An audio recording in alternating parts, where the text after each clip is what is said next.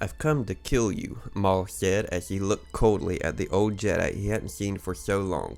The two rivals stood underneath the night sky of Tatooine, hovering over the small fire, which, besides the countless stars overhead, was the main source of light on the dark night. But perhaps it's worse to leave you here, festering in your squalor. Obi-Wan Kenobi, the wise old Jedi who, even though he had not seen true combat in years, still had his lightsaber hilt hanging from his side.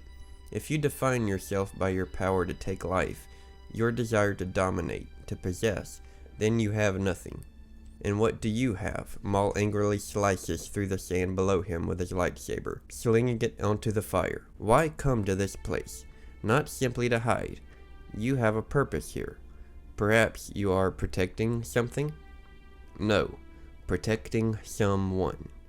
At this, Obi-Wan, even though continuing to remain calm and stoic, ignites the blue blade of his lightsaber, which shines bright underneath the night sky. The blue blade of the legendary Jedi Knight versus the red double blade of his old foe, one last time. The two enemies size one another up.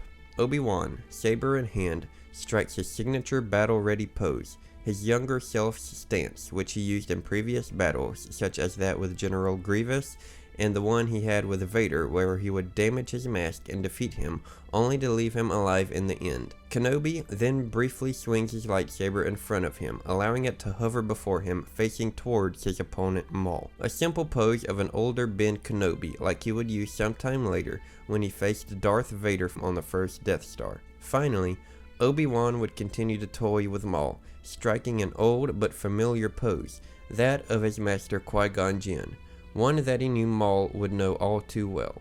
Holding the bright blue blade in an upward position near his face, he waited for Maul to make his move, and he did. Maul went in for the kill, using the same method that he used to kill Qui-Gon so many years earlier, and this is what Obi-Wan wanted. Maul sliced through the air once, twice, and then attempted to use his saber hilt to hit Obi-Wan directly in the face, just like he did Qui-Gon.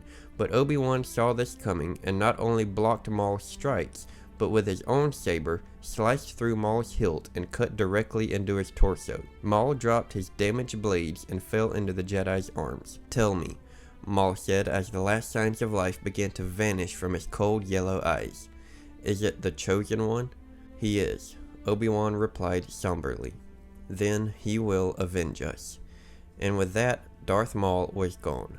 A final battle years in the making, yet was over just like that. Obi-Wan was very smart in this instance, not relying on brute force or even some large epic display of his lightsaber skills, but relying more on psychological warfare, baiting Maul into a trap.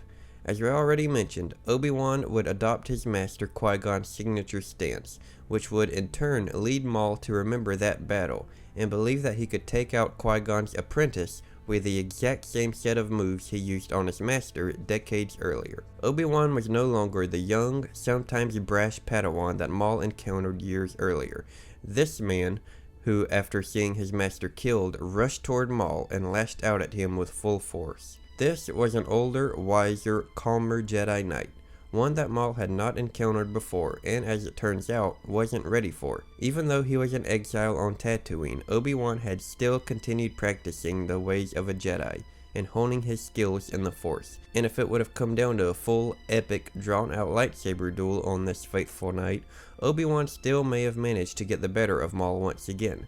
However, as we know, it didn't come to that, as Obi-Wan was able to use smarter tactics to trick Maul and lure him into a false sense of security, which caused him to deliver a familiar attack that he naively believed would work once again, but not knowing that this is exactly what Obi-Wan wanted and was more than ready. And that is how and why the great Jedi Knight and Master was able to defeat his old foe so quickly. I love this moment between the two, and this final battle is done so well in my opinion. I hope you enjoyed this breakdown and explanation. Thank you as always for watching, and may the Force be with you.